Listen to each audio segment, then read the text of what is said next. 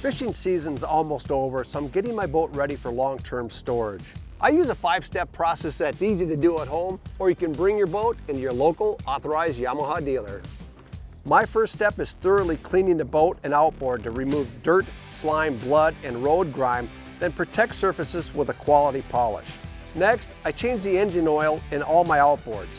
Replacing old oil removes harmful debris and contaminants from months of use. After changing the oil, I fog the engines using Yabalube EFI engine fogging oil.